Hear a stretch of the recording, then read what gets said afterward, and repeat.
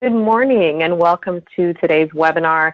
It is 10 o'clock. I'm going to give people just until 10:01 to continue to sign on, and then we'll get started.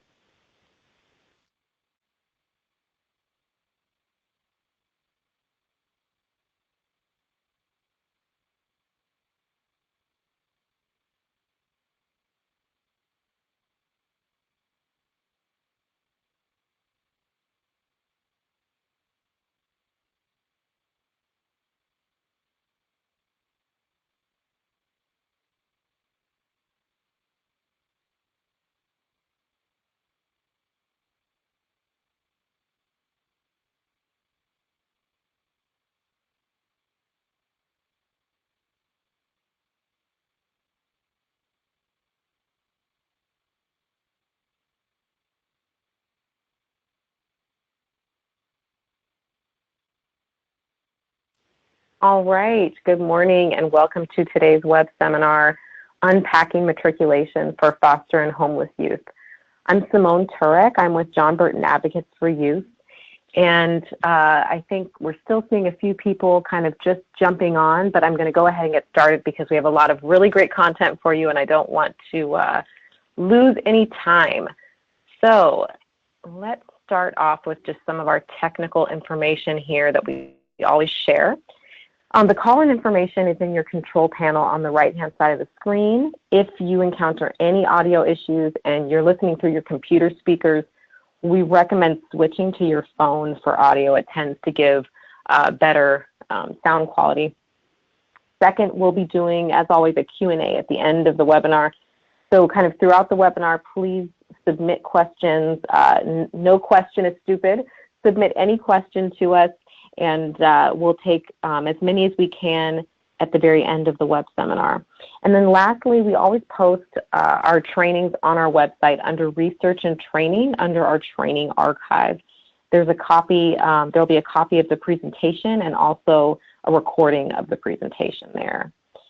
And today we'll be talking about the assessment process that happens at the community colleges and the California State Universities, and kind of options for addressing what's called remediation.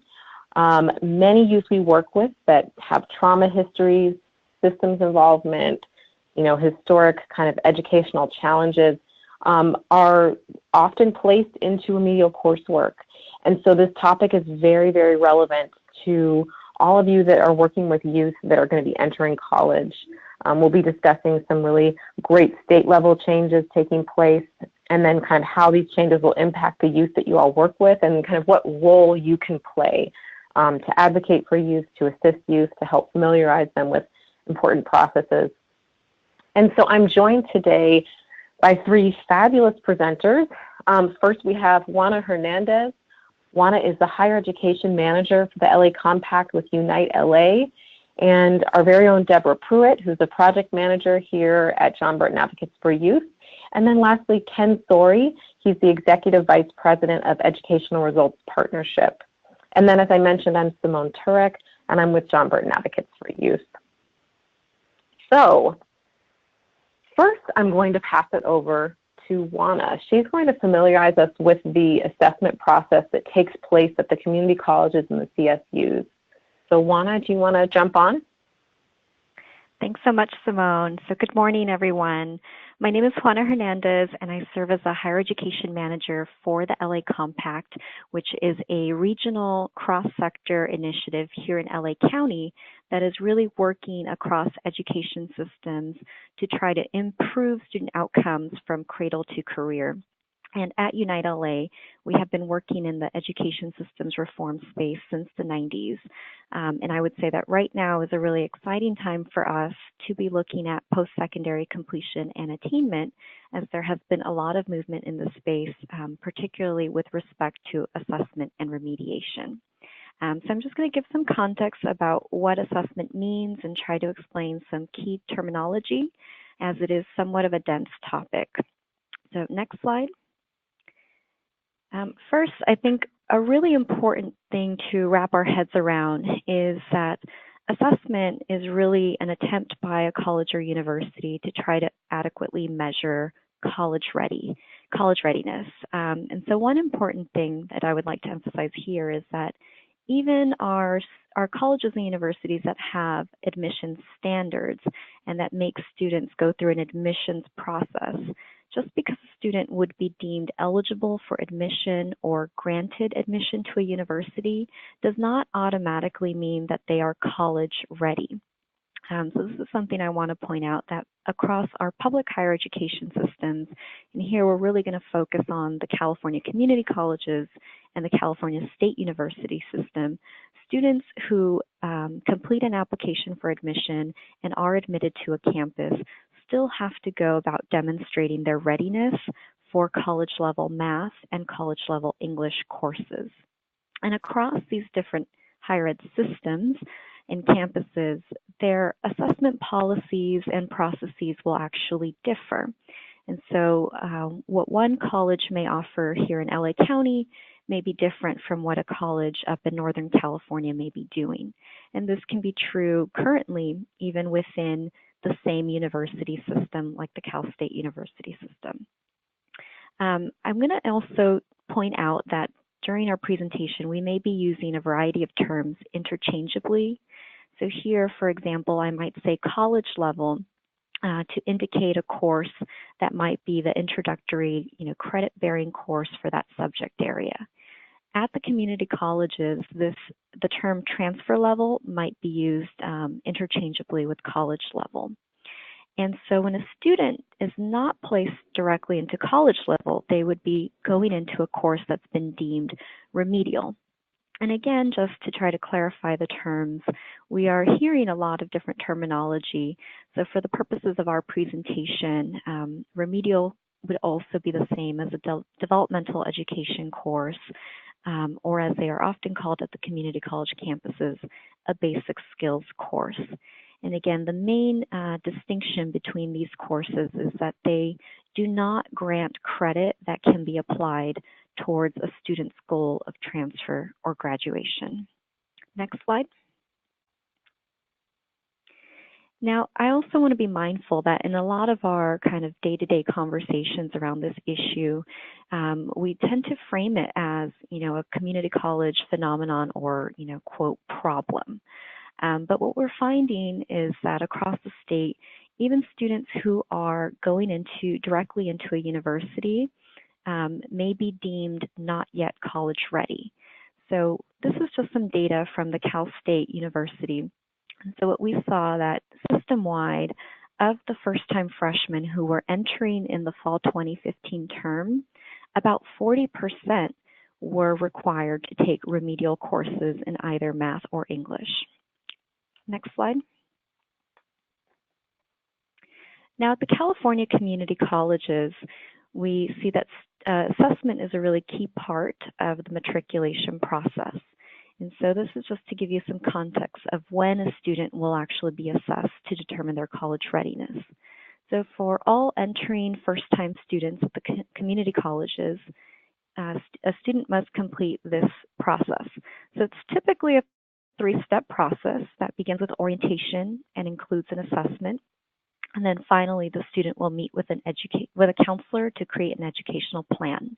And then they are then given permission to access priority registration. For our foster youth in particular, there's actually a fourth step that has to happen, and that is verification of their foster care or homeless status. So for our foster youth, this is actually a slightly longer process.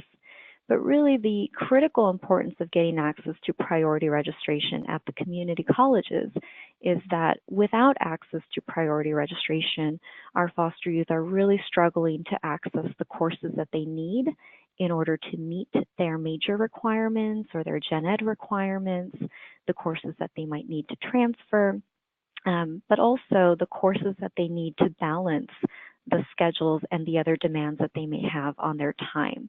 So for our students who are working, who are balancing familial responsibilities, who are commuting, getting access to priority registration is really key to creating a course schedule that's going to enable them to be successful in that term.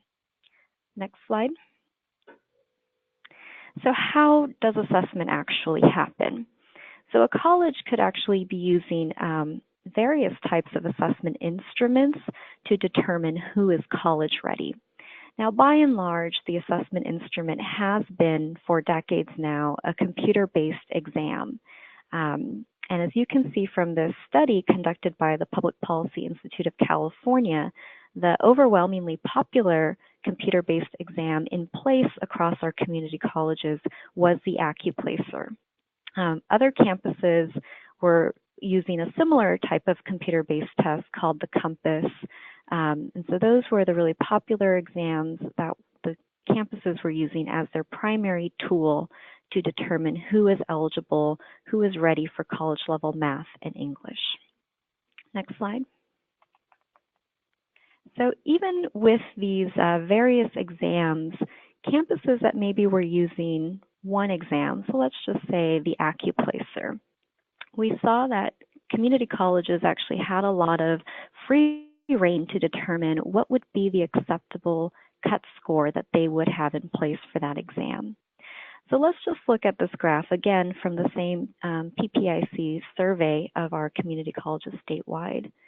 So on this chart, you can see that the AccuPlacer will actually give a student a score between 20 and 120. And at some of our colleges, a score as low as 25 would be sufficient to, be placed into the college level course for math. However, at other campuses, and in some cases this might be the college on the other side of town, a student would need a score as high as 96 on that same computer-based exam in order to get into that college level math course. So this really was a big area of concern, that not only colleges were using different exams to determine who is college ready, but they're also using the exams in different ways and setting these, pretty arbitrary cut scores to determine who would have access to the college level courses versus who would be put into the non-credit remedial courses. Next slide. And then lastly, another area where we have just been seeing a lot of inconsistency across the community colleges is the varying levels of information and supports that students, particularly new students, have about the assessment process and how to prepare for it. So again, here you're just seeing a wide variance in the number of colleges that are offering intensive support to students. So what we saw is that fewer of the campuses were offering test prep workshops, while more of them had things like study guides or practice tests available to students. But without kind of equal access to this type of information and support, it's no surprise that students were having mixed levels of success in preparing for these types of tests. Next slide. And then lastly, I just wanted to show the group what the assessment process has looked like at the Cal State system. At the Cal State system, assessment actually began a little earlier on for students. So as early as the 11th grade of high school, students would take the state standardized exam, and based off of their state standardized exams, they would learn from the Cal State's early assessment program if they were already deemed ready for college level courses. Now, in some cases, a student, based off of their state standardized exams in 11th grade, may not yet be ready. So they might be flagged that they are conditionally ready. And for that student, they would then have the ability to, in their senior year of high school, take an appropriate course and earn a qualifying grade in that course. Or they might even, take the SAT, the ACT, and earn a qualifying score in one of those exams in order to demonstrate their college readiness. And if, as a last resort, the student, by the time they graduated high school and were accepted to their Cal State campus, had still not demonstrated readiness, the student would be prompted to take the EPT or the ELM placement exam at the Cal State, and that exam would determine if they were going to be exempt from remediation or not exempt. The Cal State, as you can see from the green boxes at the bottom right of your screen, also offered an option for students who did need some remediation to complete that remediation over the summer months.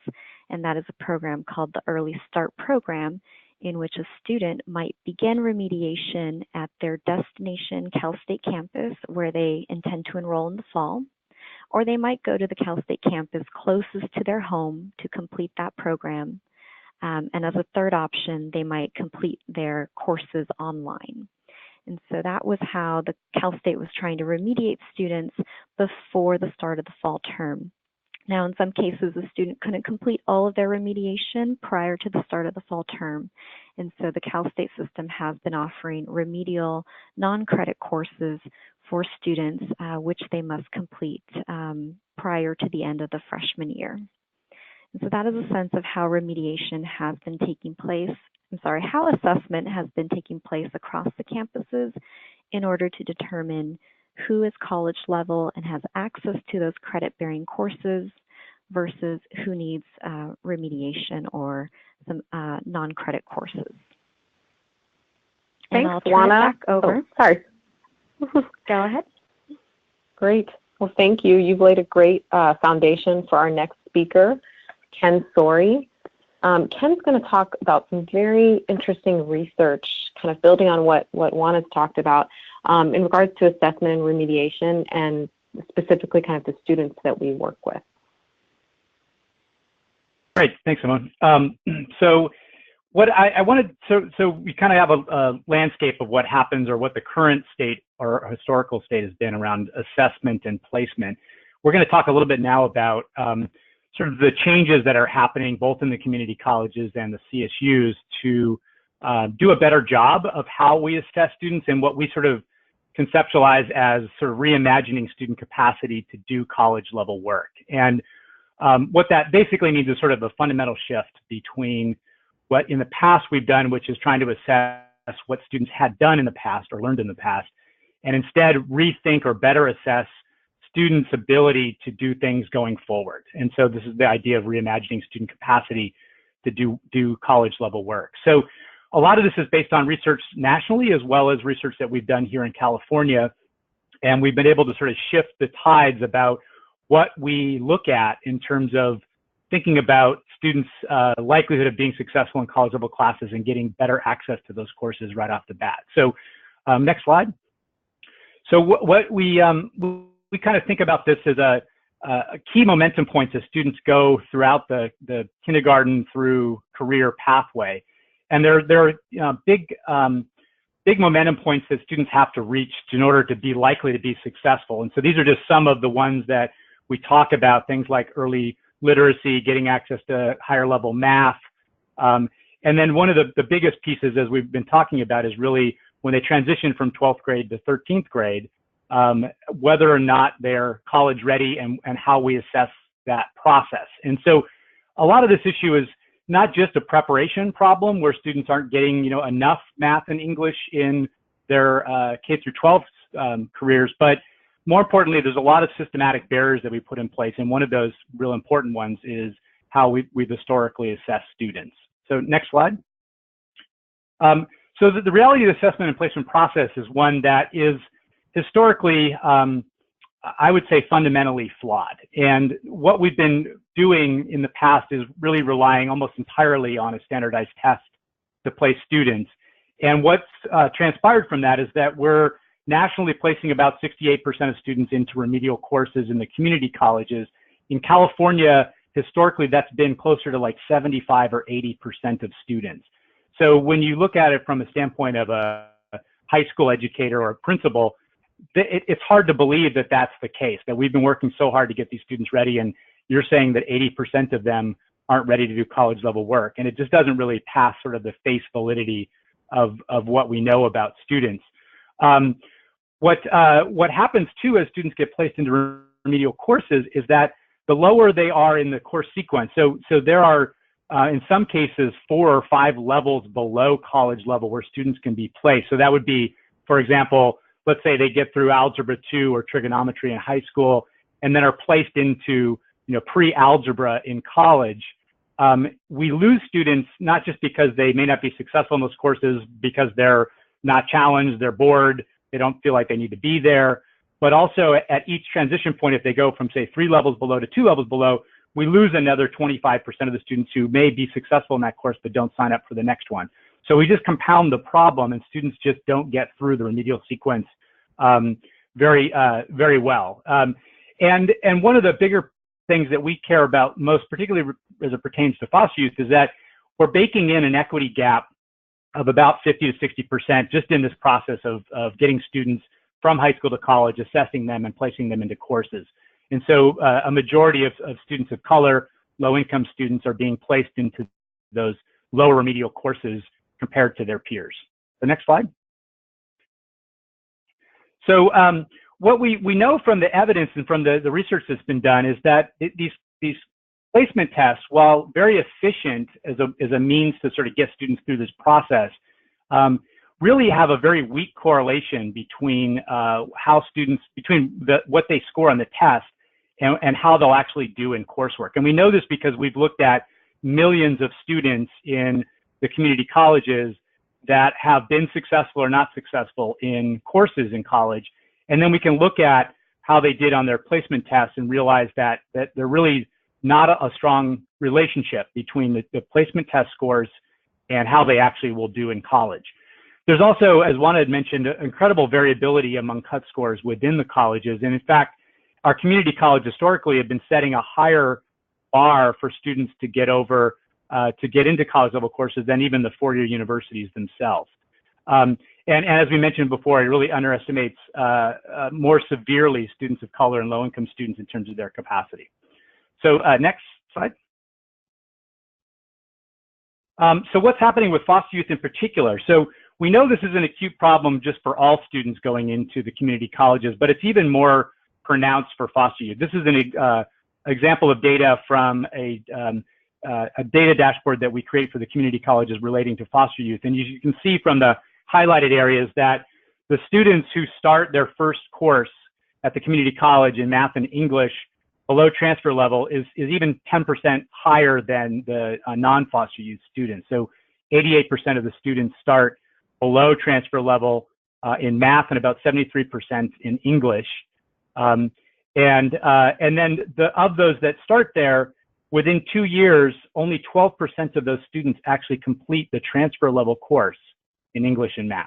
And so, I'm sorry, in math, and then about 31% in English. But so you can see that as almost 80% or 75% of the students start in a remedial course, but yet only 12% of them ever complete that course that is the college level course or transfer level course to move on to their goals. So we have a really acute problem. Next slide. So what are we doing to change this? So one of the things that the community colleges have embarked on, and we'll talk a little bit about some legislation that just passed that really accelerates this process, is looking at different ways that we might assess students. And what we started to look at is, well, wouldn't it make sense to look at how students did in the past, particularly their high school performance, that might tell us more about how students would likely do in college level courses. And so we've been able to look at a number of different variables in the high schools that have a stronger predictive utility in terms of saying how students will do in college level courses. And then it really, by doing this, it really engages faculty in a process that is using better information to place students, but also build stronger connections with their high school counterparts to really understand what's happening, and what we've been doing in the past really is inadequate. What this does and why it matters is that we're being able to bring much more better information about students, but also reduce the number of students who are underplaced. In other words, students who should have been in a college level course who are placed into remedial education. And that estimates are about 25 to 30%, sometimes higher, 50% of students who should have been up in the sequence into college level, or at least moving up in the remedial sequence and not placed so low. This matters really because at every level that you move a student up, they're 3 times more likely to complete the sequence and then move on to complete a degree or transfer. It saves a huge amount of time for students. On average, it saves students about a year of time if we use a better assessment methodology using their high school transcripts than if they were just placed via a test. Next slide. So these are just some of the variables that we've been able to identify that have better predictive utility than the placement tests themselves. And most importantly, cumulative high school GPA tells us really the most about a student in terms of how they'll do in college level courses. It kind of makes intuitive sense.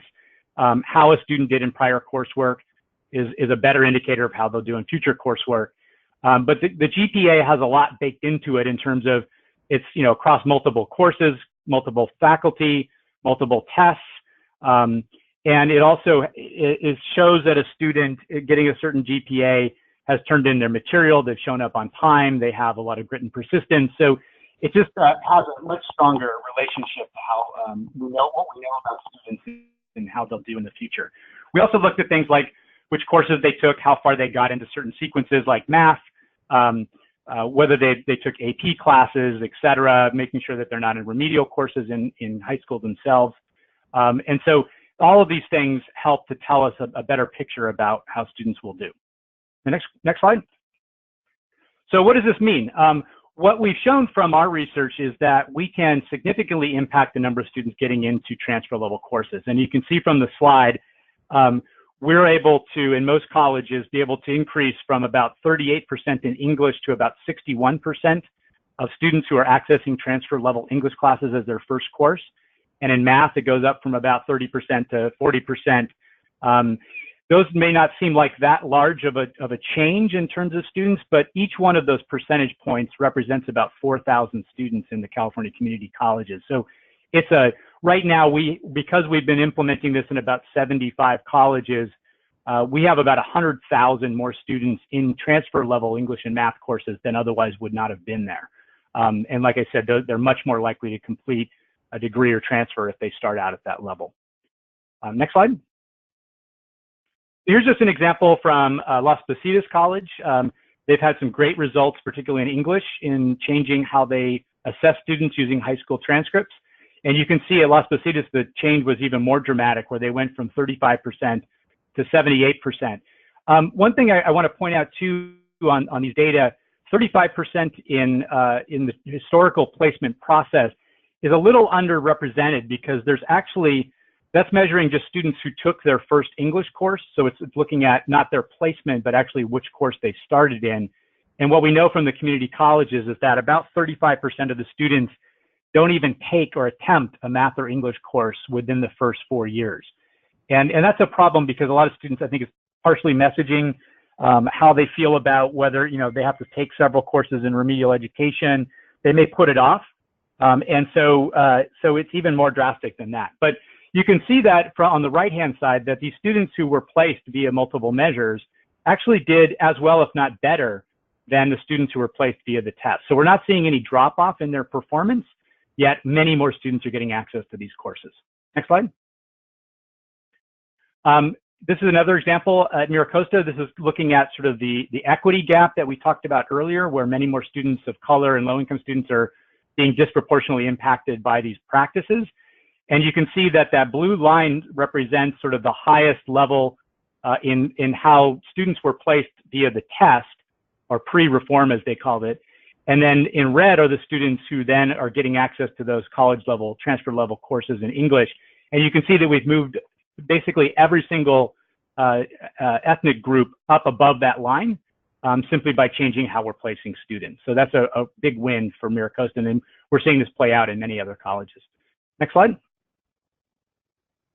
So I think the fundamental thing that we need to think about why this placement practice in the past has really derailed a lot of students, particularly students like foster youth who are already a little bit vulnerable when they get to a community college, is that we've been historically sort of giving the wrong message to students. So in essence, what we've been saying is, thanks for coming, take this test, and yeah, we don't really think you're college material, so you're going to have to really repeat a lot of coursework you've already done in college. And that really sets a bad start for students. And it becomes somewhat of a self-fulfilling prophecy, particularly if you're a first-generation student at college, where you're already feeling a little vulnerable, and the messaging that you receive right off the bat is, yeah, maybe I shouldn't be here. And we see that really affect a lot of students in their ability to be successful in college.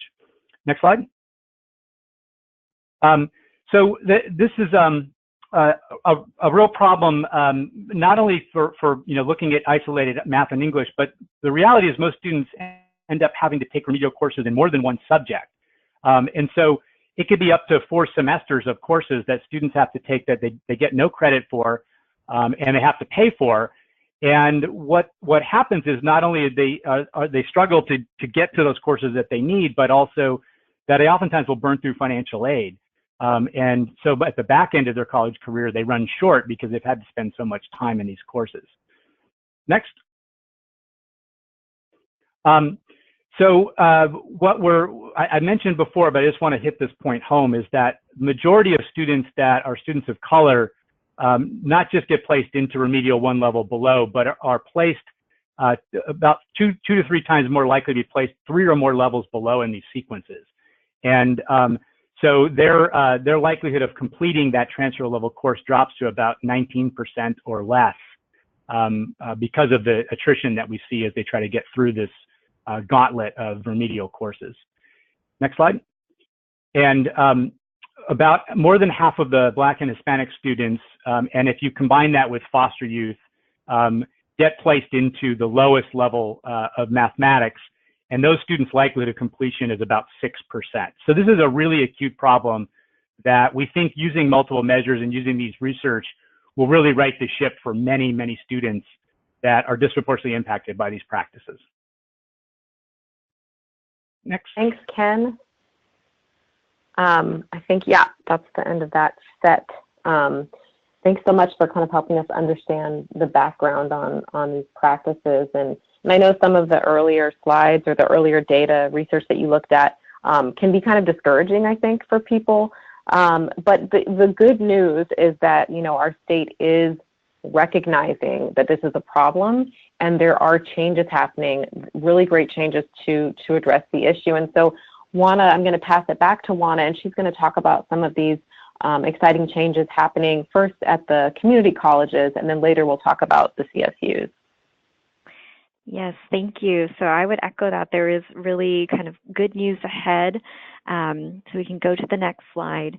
But as Ken had laid out, there really is an abundance of evidence and research on what are kind of better assessment instruments to predict what students' future coursework success might look like.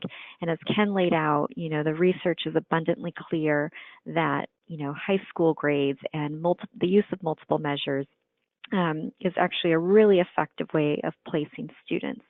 So we are lucky that we have had some courageous leadership on behalf of our elected leaders and now our system leaders who are working on this new law.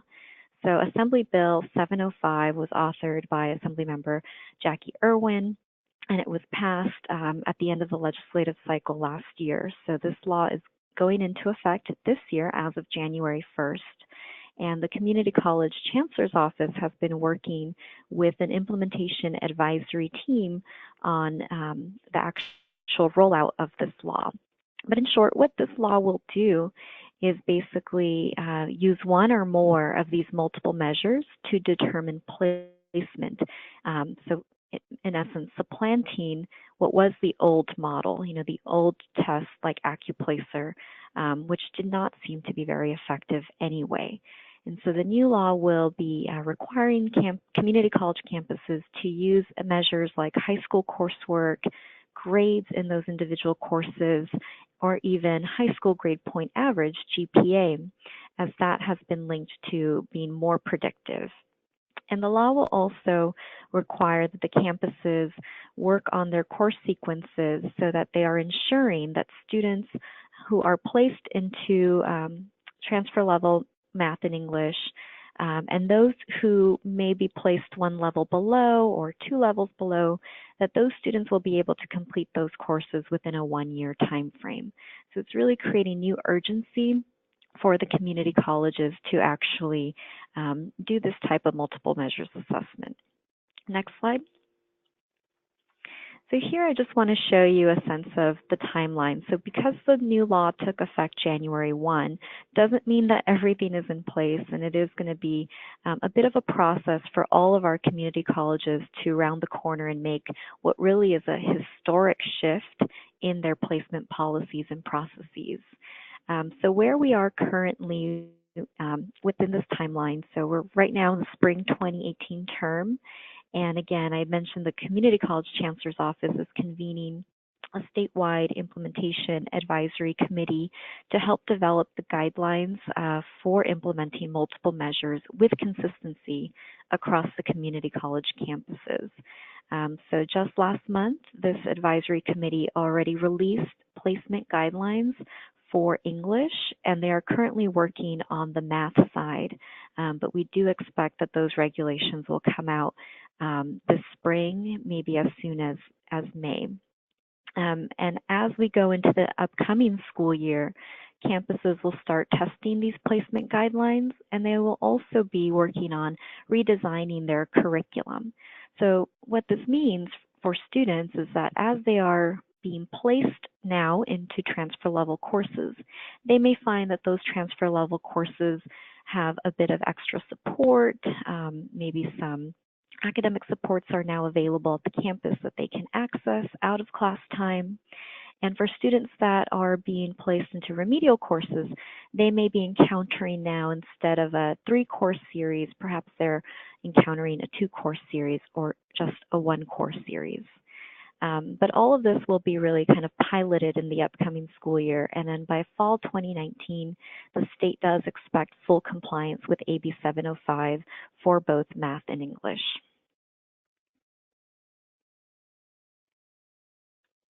Thanks, Juana, for that exciting update on what's happening at the community colleges. I'm going to now pass it over to Deborah. Deborah is going to talk about some of the kind of best practices that are being used on some campuses to really accelerate student progress and make it, more likely for them to reach transfer level courses and ultimately complete their educational goal, which is the end game, right? So Deborah, I'm passing it over to you. Thank you. Thank you, Simone. Hi, everyone. This is Deborah. And I'm going to take a few minutes to talk about some of the practical matters about how this works in the student experience. And, the data is clear and encouraging that some of these changes and reforms will increase student access and student success. And we know that some students are not ready yet to jump into that transfer level course and need some extra attention and so forth. So the question I think becomes, when you're working with an individual youth, is what's the situation for them and how are we going to help that person actually do well? And it's really important to sort of think in terms of two sides of an equation. One is the assessment side, which Ken so beautifully describes, the questioning and revisioning about how we think about student capabilities and how to assess that and make sure that they're in the right place when they become college students. There's also then what happens in the classroom, whatever courses the students are taking, and how that helps them to succeed. So I'm going to focus on that for a couple of minutes. If you can go to the next slide, Simone. So let's talk about what the research shows that helps students to succeed, complete their college course. First is to begin directly in a transferable college level course. So that means, and we're talking the English and math here, which is what is assessed. So the community college system, because it's open access, students come from all different backgrounds and experiences and are accepted at the college. So then it becomes this question of, well, what are they actually capable of doing in college courses? So if they can begin directly in college level, transfer level courses in English and math, that's the best possible situation. And that's where we want to make sure the assessment process is not diminishing them into lower courses, right? Now, sometimes they can go into a transfer level English or math course if they have a little extra support.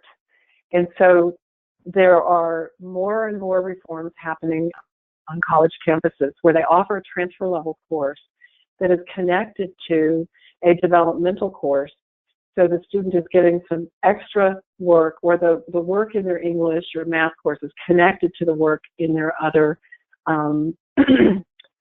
transfer course. And so they're getting sort of double effort, double work, double credit, but their transfer level course, it counts on their transcript.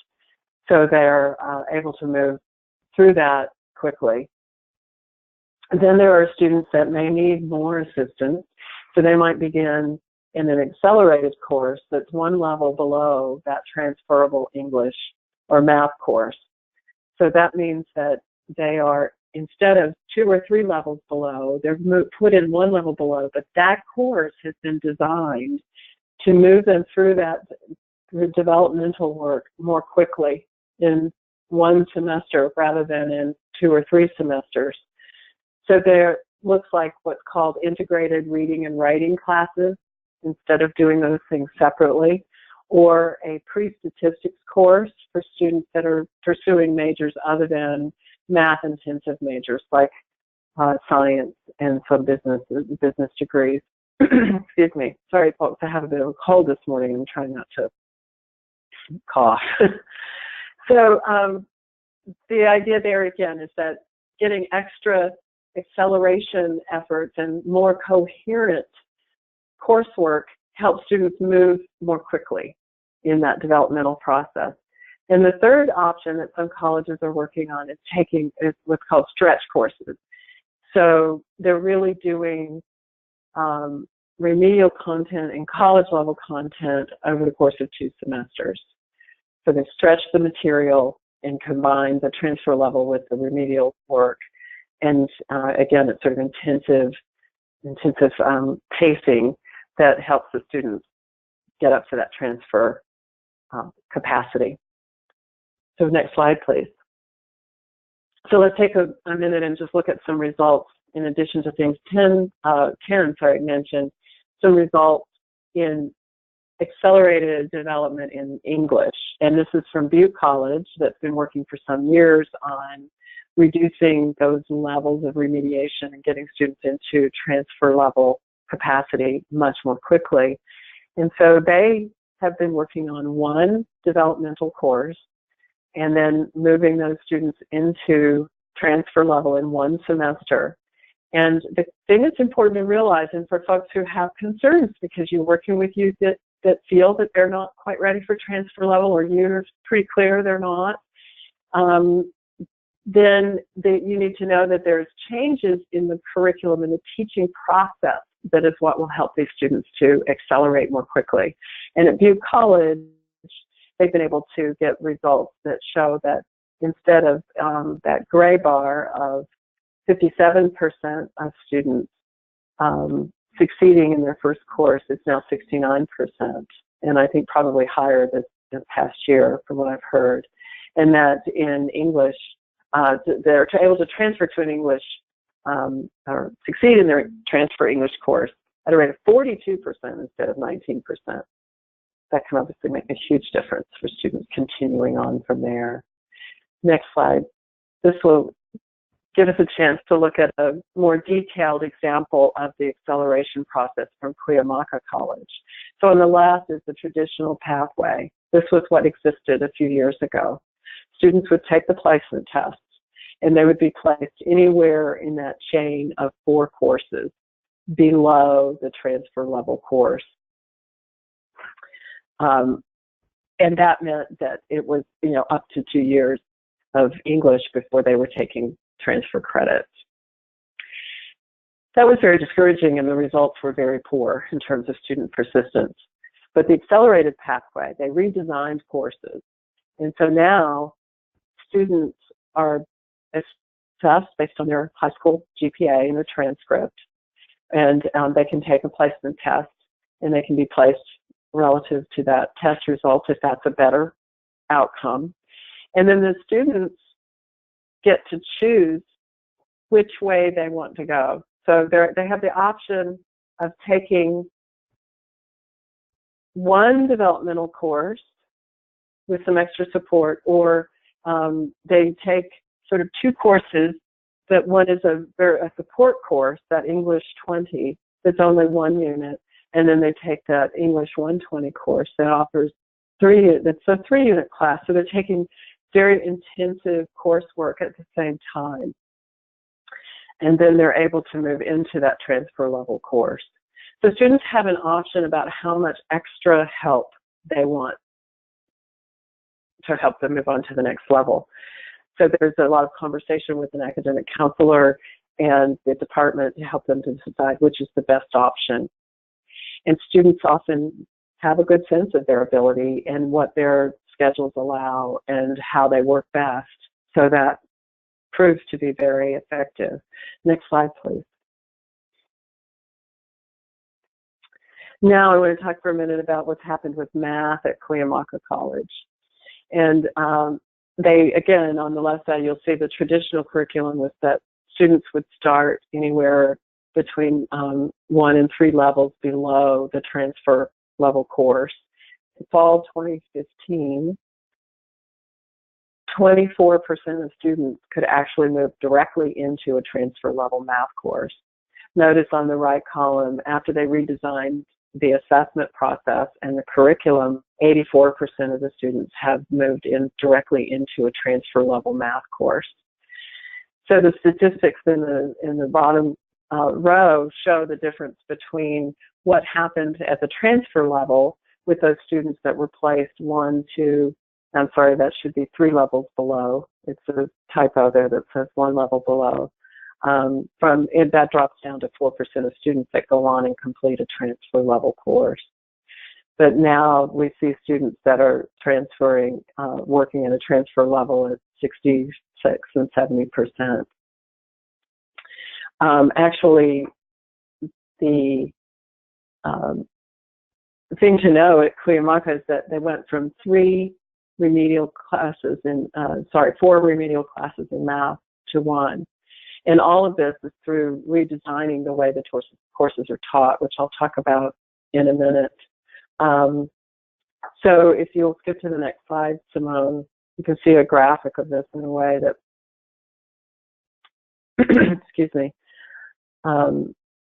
the 1 year through transfer level, that means able to take whatever remedial work is needed and then take the transfer level course within 1 year. For first-time math students placed below transfer level initially went from 10% to 67%. That's evidence that not just the assessment process, but changes in the curriculum mean that students really do have that capacity, and with the right structure and support, they can do that work very quickly. So the completion of that transfer level in 1 semester tripled. Next slide. So at Cuyamaca, as our example here, their placement has been determined by high school GPA for, I think it's 3 years now, maybe 4. And in math, they also look at coursework history. So they're really doing a student level analysis about what their experience has been and what their success rates have been to look at where they best fit. Then by changing the curriculum and redesigning the way they teach math, then most students can be done with that transfer level math and English requirements within 1 semester. And at most it might take a year if they need a lot of extra support, which may be the case for students who've had a lot of broken up time, high school experience, right? So again, it's important to see these courses as acknowledgement of the need for the chance to do the developmental work, not a statement about their capacity, their innate capacity. Next slide, please. So at Cuyamaca College and some others around the state, they've also created an option for non-STEM majors, so science, technology, engineering, math majors, recognizing that not everyone needs the same level of math capability or math experience. So they've created this is the sort of general education pathway, a pre-statistics and then a statistics class. which is what a lot of students have done traditionally, or they can go directly into a statistics class if they choose, and with or without extra support. So they might take an extra course, one unit course, or avail themselves of extra tutoring support and things like that. Again, that is student choice. Next slide, please. So this is nice it's nice when we have mathematicians on the job and they're able to generate great data and on their results. So what they've been able to track is the success rate of students in that redesigned curriculum in statistics, which is often terrifying to students. And again, especially for students who aren't going into a science career, but they've been able to help students to complete that statistics level by increasing their intensity and the support within a year. So students that were placed 3 levels below that statistics transfer course are completing at a rate of 37% now versus what was 7% before they made these changes. That's the most stark difference. And we notice again what Ken was talking about, this disproportionate impact. So where African American and Hispanic students were just dropping away in those lower levels of remediation, now we have 31 and 32% of those students completing versus 14% and 10% that completed transfer level in the past.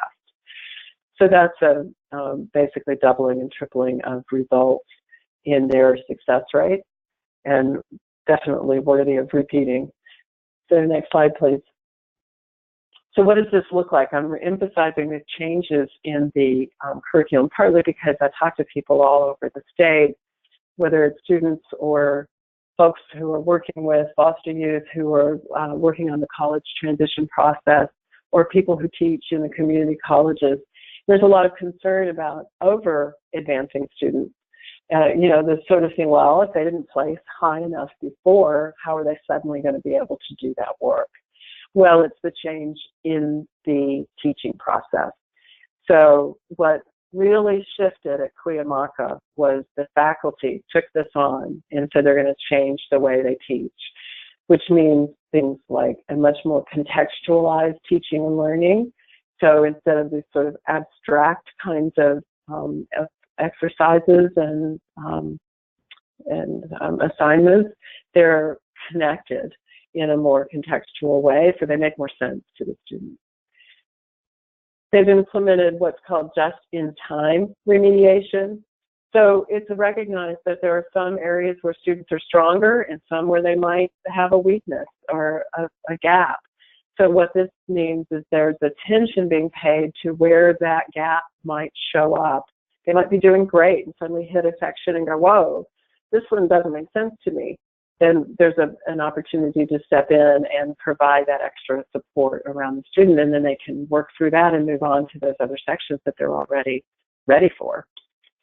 The focus has shifted from the teacher to the student.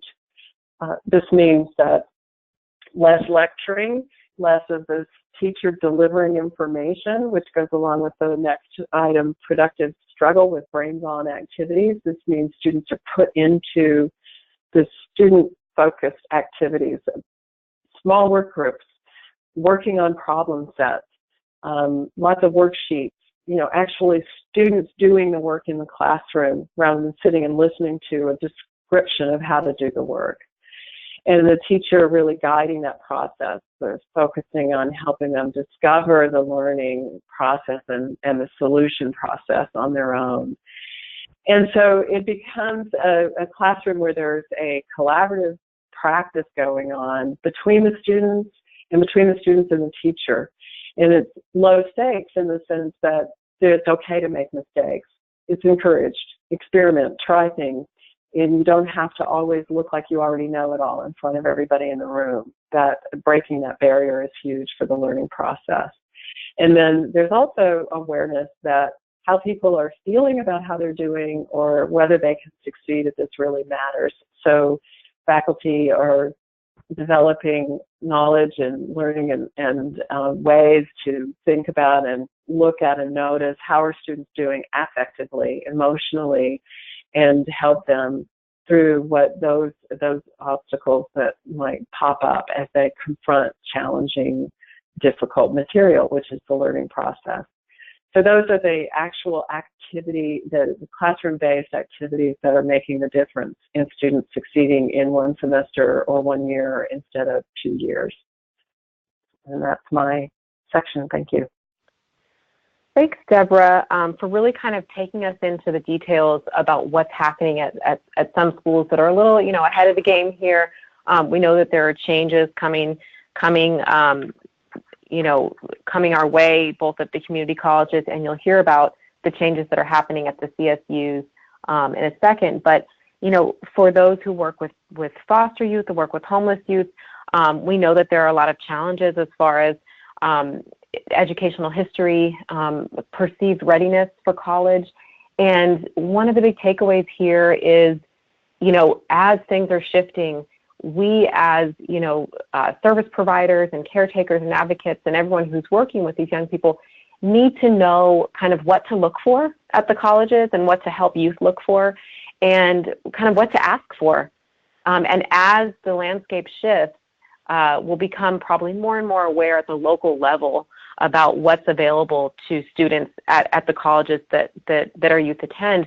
But it's important to at least have some familiarity with kind of what are the best practices and what's working. And so Cuyamaca and some of these other schools that are kind of ahead of the game and are utilizing these practices are great to kind of look to get an inkling of maybe, what's to come across the board for schools. And so you will, after we learn just for a few minutes about the changes that are happening at the CSUs, we'll kind of have a whole section that talks about, what is your role in all of this as someone who works with foster youth or works with homeless youth? What does all of this mean for you? It's a lot of detail about what's happening on the education side, but kind of how do you play a role and how can you help students? So we'll be getting there in just a moment. But first, I want to turn it back over to Juana, who's going to talk to us very briefly about the shift at the CSUs. Sure, thank you. Excuse me. So again, we spent some time earlier talking about the big reforms that are coming down the pike for the California community colleges. And what we're seeing across the Cal State system is also a really parallel movement. So we can go to the next slide, but I so appreciated Deborah really laying out, what this means in terms of changing classroom instruction, changing instructor pedagogy, so that students are still appropriately supported and they are still challenged and have a rigorous college experience. So here at the California State system, last August 2017, Chancellor Tim White actually issued an executive order saying, again, the research is very clear. We have seen examples even from other systems like the community colleges where campuses are really ahead of the game and are applying these innovative practices, and it's paying off for students. So through Chancellor White's Executive Order 1110, he announced these really big, again, seismic changes for the Cal State system. The first big change is that the Cal State is going to be eliminating their entry-level mathematics and their English placement tests. And again, these were tests that were being administered to students. It was kind of students' last chance to indicate that they were college ready. And the campuses will no longer be using those computer-based tests, and they will instead adopt some system-wide standards for multiple measures. So again, this is really parallel to the changes I described earlier happening at the community colleges under AB 705. But the second really big thing that this CSU executive order did is it said that all the Cal State campuses are now going to be eliminating outright their remedial courses. And instead, they're going to be redesigning college-level courses that have co-requisite support. And this is going to happen in both math and English so that all students can enroll directly. So new students will come in as first-time freshmen and they will enroll directly into a credit-bearing college college level course. Now, some of those students might be taking, let's say it's English 101, and that English 101 has an additional 1 unit where the student is coming to get extra instruction time, maybe getting small group tutoring or some other variation of support. The third element of this big executive order is that the CSU Early Start program will start to change as well. And so again, Early Start is that summer, it usually happens in the summer before a student's fall term, and it was a chance for students to kind of, quote, catch up and do their remedial courses.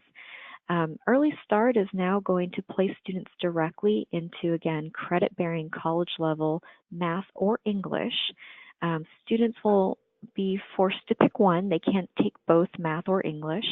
So that way they are guaranteed to have enough time to focus on one course or the other.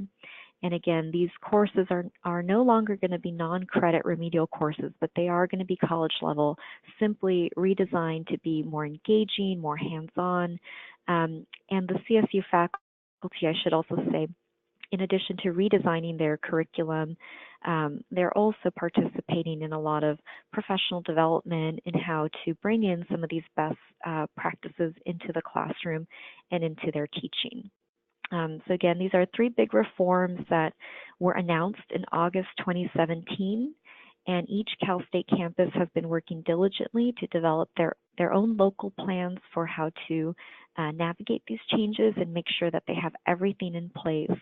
And the goal here for the Cal State is that effective fall 2018, so for your current high school seniors who are graduating and are going to be enrolling at a Cal State campus, this is the new process that they're going to be looking at when it comes to assessment and how they will be placed into college level math and English courses. Thanks, Juana. So I'm going to kind of kick the ball right back to Deborah now. And, again, this is where you all come in. How can you help students? How can you help students prepare? What are the things that students should be asking about? What are the things that students should be asking for? As these changes roll out, kind of what is that going to look like on the ground, and what role can you play? Okay, thanks. I think it's important to keep 2 things in mind that we've heard, one from Ken, which really illustrates how important this assessment and placement process is. It's a high-stakes time in the entry into college. So paying attention to this, which most students don't. Most folks aren't aware of this process and how important it is for their long-term success.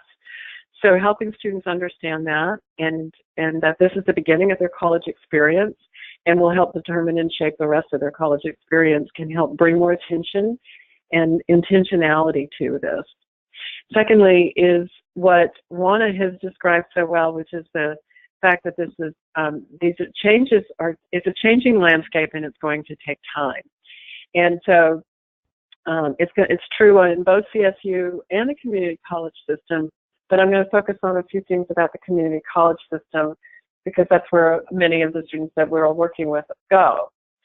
So, excuse me, where there is still a placement test, which will be the case for some time in some schools, just to, again, make a special note, a lot of folks don't realize how much diversity there is in the community college system.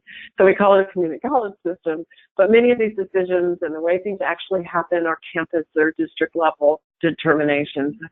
So you'll see a lot of variety from one school to another, which means that some schools may not be using the test anymore, and some schools will be using the test for some time. Then by the end of this year, they can't be using the test alone. But just know that if there is a test still required, make sure that students understand how much this matters and do take advantage of preparation opportunities, such as whatever the college itself offers on its website or if there are any workshops. And the Khan Academy online has some good prep tools. And even if you need to go to another college nearby that does have a workshop, if the college the student is thinking of attending doesn't, it's worth the effort. It's worth trying to make that work out if it's important for the student. And then the other thing to know is that if the results that you get on the test aren't great, find out about the retesting policy at the school. How long do they have to wait? Can they retake the test immediately or within a few months or within a semester? And find out how they can advocate for a higher placement using that high school information if that isn't firmly established already. And it should be very soon, but we know not everything happens in the ideal world. So know that there is always the opportunity to advocate for higher placement. Next slide, please. So where the transition has been made to multiple measures, which is emphasizing the high school transcript, just realize that, excuse me, students will need to bring in a transcript. And we know that may require some support for students to get a copy of their transcript. Not all of them quite, they may just need some encouragement and some help to figure out that process. And also, especially for foster youth who've changed schools often, it's worth sitting down with the high school counselor to make sure that that transcript is accurate and reflects all of the work that's been completed at whichever high school they were in. That is an issue. It can really affect students. And then make sure that the high school is downloading the electronic GPA matching data, and then that the student can self-report. So, I'm sorry, this is the different ways that colleges are assessing the students. They may be downloading that GPA matching data. And also sometimes, especially if a student has been out of high school for a number of years, they may accept a self-reported GPA. This varies a lot from college to college and will continue to. So the encouragement here is just to find out from the colleges that your students your youth might be going to, what's their procedure and who are the best people on the campus to talk to get assistance if there's a need for advocacy. Next slide, please. I think it's really helpful to, I'm sorry, we're skipping ahead, or we're, okay, thanks. Next one is, maybe I have some, off. What's the next slide? Are we reordered? Let's try this one. Is this okay, the one there, you're keep looking in for? mind is okay. what I was anticipating. Thank you. Maybe they got misordered. Yeah, thanks. So keep in mind, this is a big shift in thinking. It's a paradigm shift. And counselors and faculty on any given campus may not be aware of all that data that Ken shared earlier, what we know about the failure of traditional remediation. They may not be knowledgeable about these new approaches. It's not because they don't care. It's because of course, many people believe that what we've been doing was the best thing for students. And so this just takes being aware it's not going to be an automatic switch, and it's going to take maybe finding those allies on campus that can help make sure the students are well placed. Then also, excuse me, to help students understand that if they keep their goals in mind, they want to avoid remedial courses as much as possible. Every remedial course they have to take diminishes their likelihood of succeeding. And a lot of students are nervous about taking on too much. As well, we need to help counsel them that they're not overextended. But we want to make sure they're taking on the challenge, because that will be what helps them succeed. And that they understand that there are ways to do it and get the support needed so that they will succeed. Next slide. This is the point I'm making. Don't be afraid to accelerate. Students need to hear that. Every remedial course they take will reduce their likelihood of earning a degree or transferring. A lot of that's just because of time and money and spirit. It wears you down.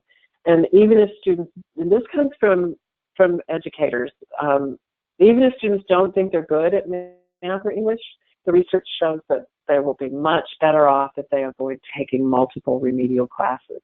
A lot of folks have a block. They think they're not good at math, or they haven't done well in English.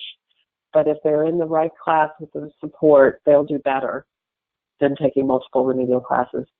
So if they're nervous, they seek out campus tutoring, build regular appointments into the schedule, not just sort of when I realize I'm in a crisis and my grade's not going to make it. but that getting extra support is a better strategy for success than starting in a lower level. Next slide, please. Want me to go back to bottom line advice? Yes. Great. So the bottom line here is to ideally always work with a foster youth or homeless youth liaison on the campus. They know the campus, they know the policies, they know the right people to work with, and find out what are the accelerated options that are available on that campus. In particular, look for integrated reading and writing courses, not separate courses, which I've never quite understood how they make sense separately. But I think that's becoming more and more common. Options for completing remediation in one semester.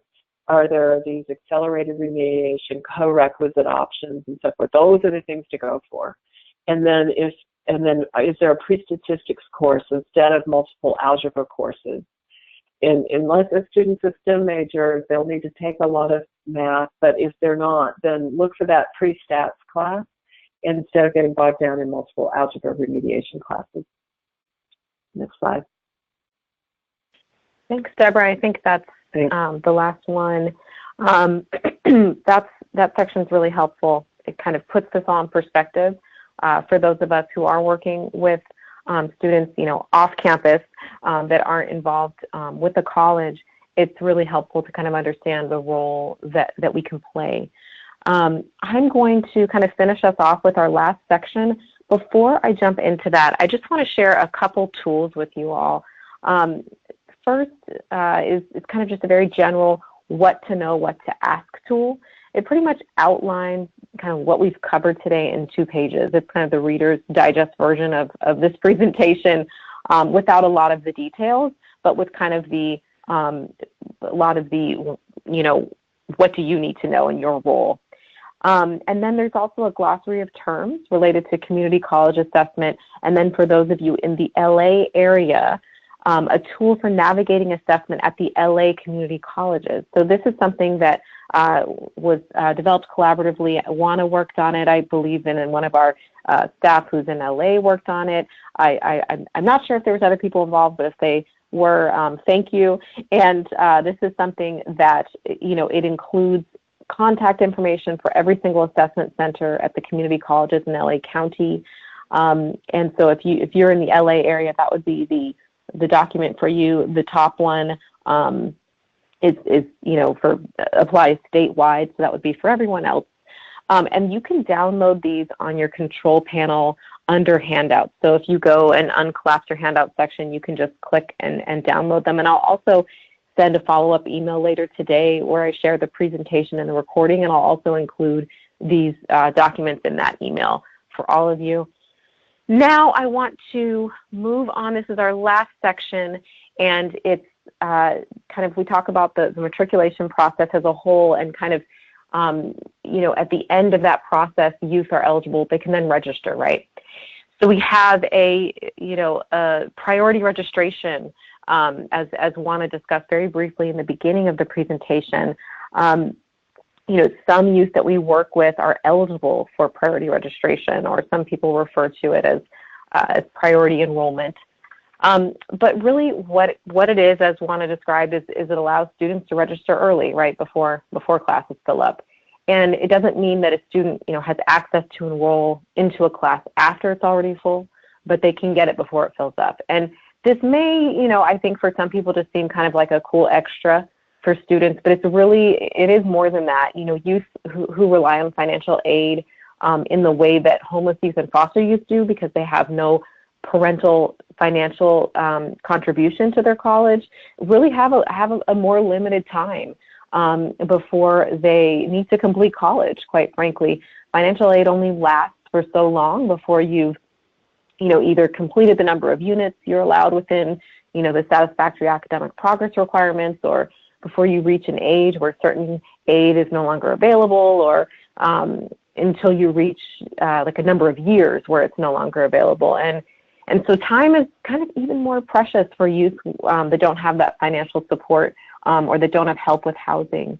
So priority registration really helps to make sure that these particular populations are able to register for the courses they need, so they don't have to take extra semesters where they end up being, without financial aid at some point, because we really want youth to finish their educational goals. So there are a number of populations, as you can see on the slide, that are eligible for priority registration. Youth who were in foster care on or after their 16th birthdays and under age 26, homeless youth, and we'll talk about what this definition is in a moment, and then youth who participate in EOPS, DSPS, CalWORKs, and active duty military and recent veterans. And so to clarify for people, SB 906, which went into effect in January of last year, 2017, expanded the eligibility requirement at community colleges and CSUs.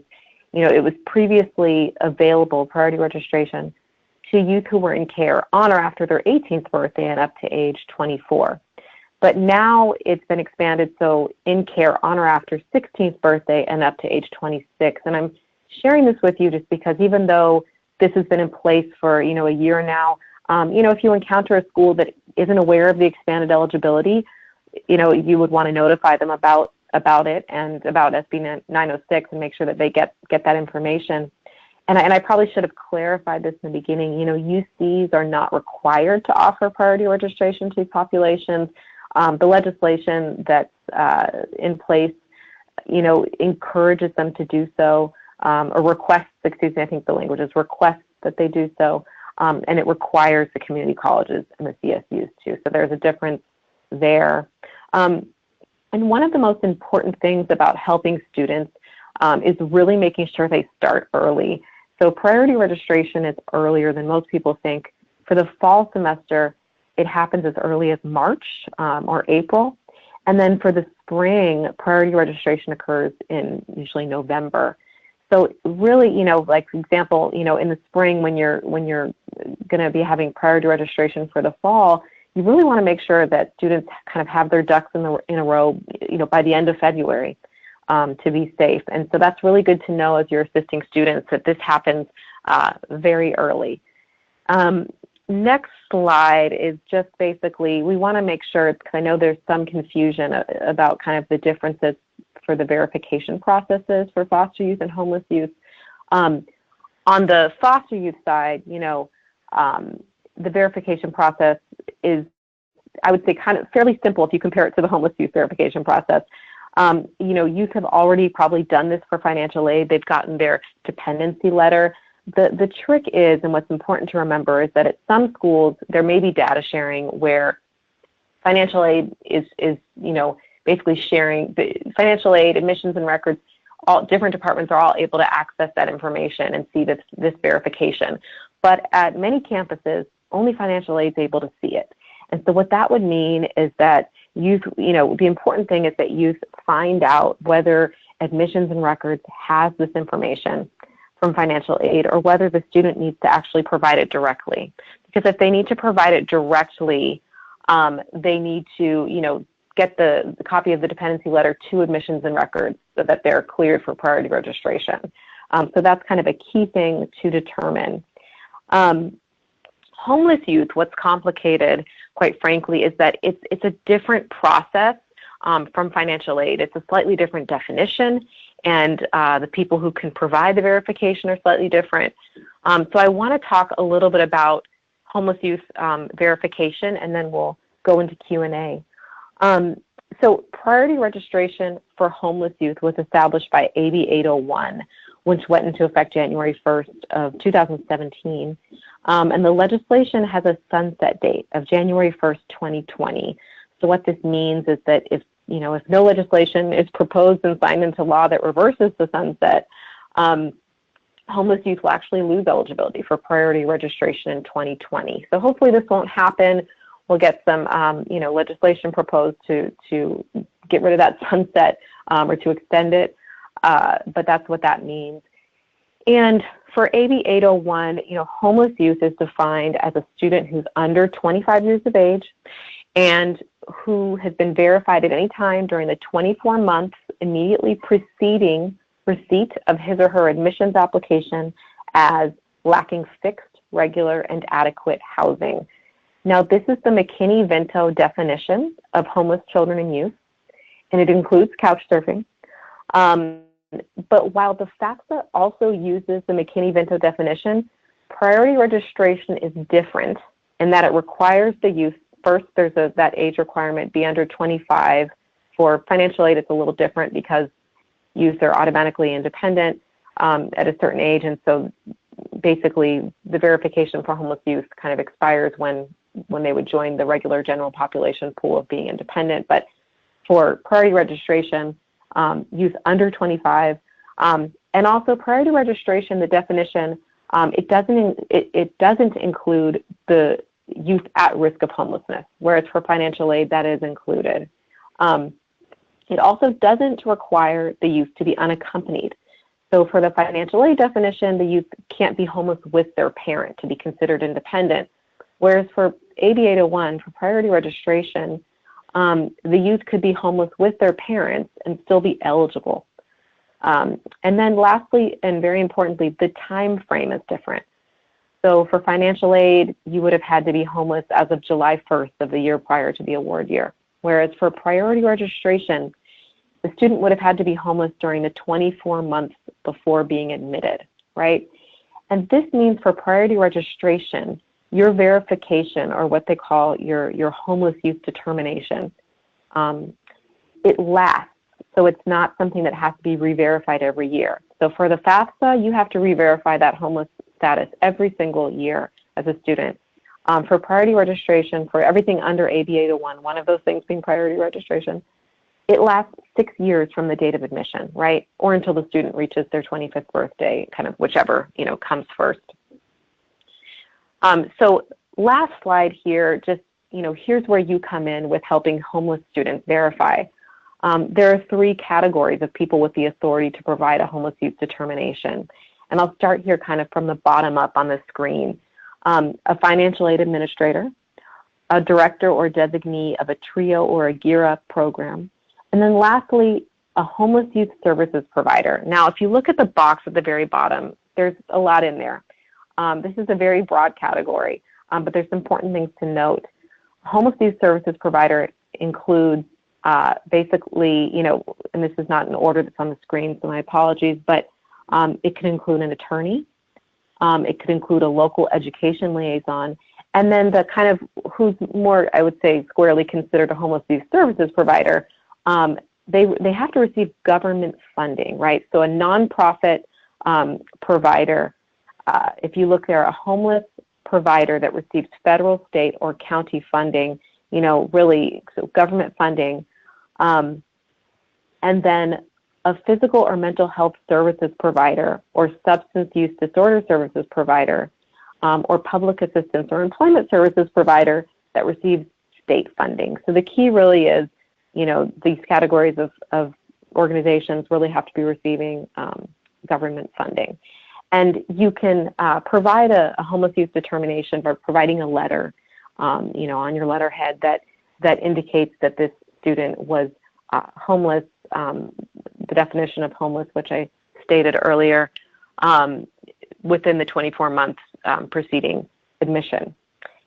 And so with that, I'd like to now turn it over to Q&A.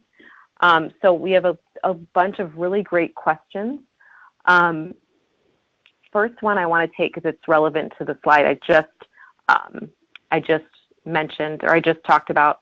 It says, does local education liaison include school officials, like school counselors? So what they're referring to when they say local education liaison is the McKinney-Vento homeless liaison for K through 12. So that would be like the district liaison. So now I want to kind of back up and ask some questions about the earlier parts of our presentation. So one thing I think that comes up a lot is the question of, will multiple measures really help our students, right? So we know that a lot of foster youth and a lot of homeless youth have kind of checkered kind of school records or school histories in high school. And so, will multiple measures really help foster youth and homeless youth? This question says a lot of our youth don't have good grades or scores, and sometimes their credits are messed up. So Ken, do you want to maybe address this and share some thoughts on this? Sure. Yeah. In general, yes, it will help our students. Though there will be obviously some cases where having to attend multiple schools in different locations can be a little difficult to get the information. But I think really trying to make sure that our students are armed with the best they can get in terms of their transcripts to advocate for themselves, because they may or may not show up in some of the data that is automatically shared to the colleges from the high schools. So being able to have that in their back pocket is a really important one. And the self-reporting of high school information is also going to, I think, assist foster youth where it may be difficult to actually get a transcript. And many of the colleges are going that direction as a fallback. And there are also opportunities at some colleges that are increasing around guided self-placement, where students can speak with a counselor, talk about their background, and sort of make an informed choice about which courses they take. So they're not just automatically tracked into a low-level remedial course. So I think in general, it is going to be a little more challenging for foster youth, and one of the reasons why we're having this webinar. But I think overall, it should greatly benefit them, even if they don't necessarily make it into a transfer level course. At least getting them access to a higher level developmental course or an accelerated course is a really key piece of this. Thanks, Ken. And I think that's one of the great things about particularly, the legislation that Juana discussed that's changing things at the community colleges, for example, is that it's two-part, right? It's not just about utilizing multiple measures. It's also about accelerated remediation, and that'll, of course, help populations of students who are getting placed into remediation. And I think that's one of the best things about the legislation and the plans at the CSUs as well. So a question for Deborah, let's pitch this one to you. So is there a way that students placed in lower remedial classes can contest the results of that placement exam? And I think you may have touched briefly on this. Yeah, the answer is probably or possibly. It will depend on the school, and I think it's about inquiring first at the assessment center, if need be, go to the PS department and or the counselor and or the dean in student services to find out what the process is. Sometimes it's the department chair in a given English or math program. So it'll vary from campus to campus what they allow, and what the process is. But I think the important thing is, and I always say this, when you're in a bureaucratic institution, the key is stick up for yourself and find the right person to talk to. So I think it's not always going to be a simple, oh, here's the step. Some places it may be very straightforward. Other places it may be literally, like I said, start talking to folks and find out who the person is that can help. And it's a position of saying, I think I'm placed below my ability, and I'd like to make sure that I'm challenged and ready to move forward, and then find the person who can help make that happen. I wish I had a simple answer. I wish it was universally, one way or another, but it won't be. Thanks, Deborah. So that, I guess it's really just, it's probably or maybe, right, and just inquire at your college. Yes. Yeah, that's a great question. Thank you. And then I want to just say I'm getting a lot of messages saying that people can't seem to access the handouts. I'm so sorry to hear that. I don't know why that is, but don't worry. I will send them out in the next probably hour along with the record. As soon as the recording downloads, I'll send it out to everyone along with the handouts. So I promise I will do that. And I'm sorry that you can't download it. It sounds like some people can download them and some people can't. So the next question, it says, are campuses looking at weighted GPA or unweighted GPA for multiple measures? Does maybe Ken or Juana, either of you want to take that? I can take that. So when we did the research on these models, we looked at all different variations of GPA. And if you're familiar with high school transcripts, there could be up to like 7 different kinds of GPA, weighted, unweighted, with PE, without PE, et cetera. So we we found that they are all pretty much the same in terms of the utility, as long as they're used consistently.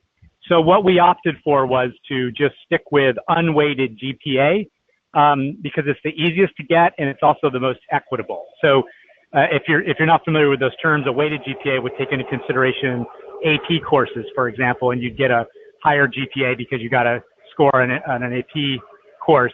And what we find is across high schools, those are not equitably distributed with opportunities for every student. So it was just better to go with unweighted GPA. Thanks, Ken. Now, Juana, I'm wondering if you know the answer to this. I do not. Or anybody, for community college students, does priority enrollment apply to dual enrollment students? And I'm assuming like concurrent enrollment, high school and college is what this person's referring to. Is that? Yeah, that's a good question. So concurrently enrolled students or dually enrolled students are typically high school students that may be taking a community college course. They may be taking that course at the college campus or even at their high school and earning credit both towards their high school degree and credit, for their future college study. Those students typically are handled through their own registration process, and that's usually negotiated between the community college and their high school or high school district at the time when they establish a dual enrollment MOU. So the priority registration steps that we described in terms of doing orientation, assessment, and an education plan would not apply to those high school dually enrolled students. Okay, thanks. I'm glad that you knew that one. I did not. The last, I think we'll take one more question. Can someone talk a little bit about credit recovery? So how can we help students fix their transcripts? Someone says this comes up a lot and we aren't quite sure what the best way to go about this is. Is there one of the three of you that feels like they can take this? Sure, I can take a stab at it. And so I know something that we've been working with here in LA County is really making sure that not just the K-12 districts, but other foster youth service providers, group home administrators, et cetera, are connected with the K-12 district foster youth liaisons. And also another good resource is your County Office of Education Foster Youth Services Coordinating Program. So for example, LACO, the LA County Office of Education, their Foster Youth Services Coordinating Program can help coordinate across schools, across district lines to obtain partial credit for, in the case when a foster youth switches schools in the middle of the semester, they may not complete the full semester credit in high school, but maybe they're getting partial credit. They can also assist in compiling all of the different high school transcripts that the student may have accumulated as they're going through different school placement. Thanks, Juana. And perhaps for youth that are fall into the category of, of being homeless students, at the high school level, perhaps the McKinney-Vento liaison can assist, would be my guess. So I think we're going to, and we're getting a message saying, refer them to the FYSCP person. So yeah, great. They are experts in this. So the Foster Youth Services Coordinating Program at the Office of Ed. So that's exactly kind of where Juana was pointing, is there's people at the district level or at the Office of Ed level, I think, that can coordinate across schools and help with that. Great, thank you. So I think we'll go ahead and close the webinar at this point. We're at 11:33, and I know all of you are very busy on this Wednesday. So thanks for joining us, and have a great rest of the week.